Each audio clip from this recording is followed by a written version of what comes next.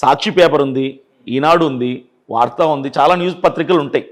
ఈ పత్రికల్లో ఒక అమ్మాయి ఒక అబ్బాయితో లేచిపోయింది, ఒకరు ఉరేసుకొని చచ్చిపోయారు, గంజా కొడుతున్నాడు, డ్రగ్స్ అమ్ముతున్నారు అని విని చెప్తారు. పాస్టర్ అభినవ్ గారు తన వాక్చాతుర్యాన్ని పెంచిరని సమాజానికి అందరికీ తెలుసు. కారణాలు కాదు, పాయింట్లే మాట్లాడు. నేను వివరణ ఇస్తే ప్రజలకు అర్థమవుతుంది. ఒక న్యూస్ పేపర్ లో చెడు వార్తలు ఉంటాయి, మంచి వార్తలు ఉంటాయి.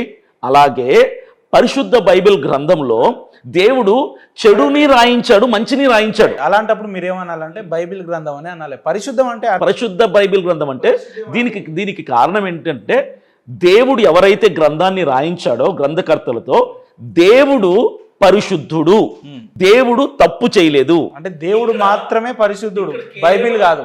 మీరు దాన్ని యాక్సెప్ట్ చేయండి. కేవలం మనుషుల తప్పులను రాయించాడు దేవుడు తప్ప లోతులాగా మీరు చేయండి అని చెప్పలా, లోతు కూతురులాగా మీ కూతురులతో చేయండి అని చెప్పలా.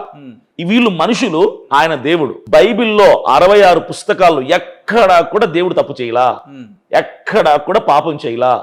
అందుకు నా దేవుడు పరిశుద్ధుడు. పరిశుద్ధుడైన దేవుడు మనుషుల తప్పులను రాసి వీరిలాగా ఉండద్దు అని చెప్పి రాయించటం. బైబిల్ తప్పుడు పుస్తకం ఎలాగ అవుతుంది? న్యూస్ పేపర్లో చెడు ఉంటుంది, మంచి ఉంటుంది. మనం న్యూస్ పేపర్ని చదువుతాం.